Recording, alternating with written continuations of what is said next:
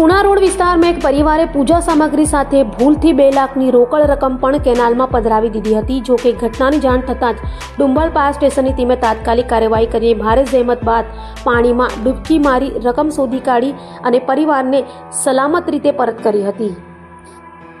પુણા ગામ રોડ પર આવેલી નિઝાનંદ સોસાયટીમાં રહેતા લીંબા પરિવાર દ્વારા થોડા દિવસ પહેલા ઘરમાં ધાર્મિક વિધિ અને પૂજા કરવામાં આવી હતી.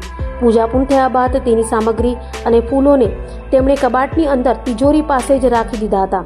આજે પરિવારના સભ્યોએ પૂજા પછીની સામગ્રીને એકત્ર કરીને પ્લાસ્ટિકની થેલીમાં ભરી અને પુણા રોડ પર અમિઝિયા ટાવર પાસે આવેલી કેનાલમાં પધરાવી દીધી હતી.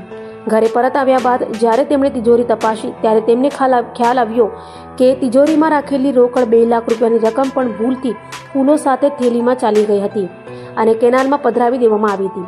આ બાબતની જાણ થતાં પરિવારજનો ચિંતામાં મુકાઈ ગયા હતા અને તરત જ ફાયર કંટ્રોલ રૂમમાં જાણ કરી હતી. જાણ થતાં દુંબાલ ફાયર બ્રિગેડની ટીમ તાત્કાલિક ઘટના સ્થળે પહોંચી ગઈ હતી. ફાયર બ્રિગેડના માર્શલોએ કેનાલમાં ઉતરીને પાણીમાં ડૂબકી મારી શોધખોળ શરૂ કરી હતી. પાણીના પ્રવાહ વચ્ચે પણ ટીમે ધીરજ રાખીને સજ ઓપરેશન ચાલુ રાખ્યું હતું.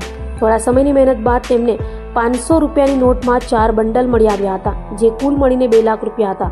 શોધી કાઢેલી આ રોકડ રકમ ફાયર બ્રિગેડ ટીમે લીંબા પરિવારને સલામત રીતે પરત આપી હતી.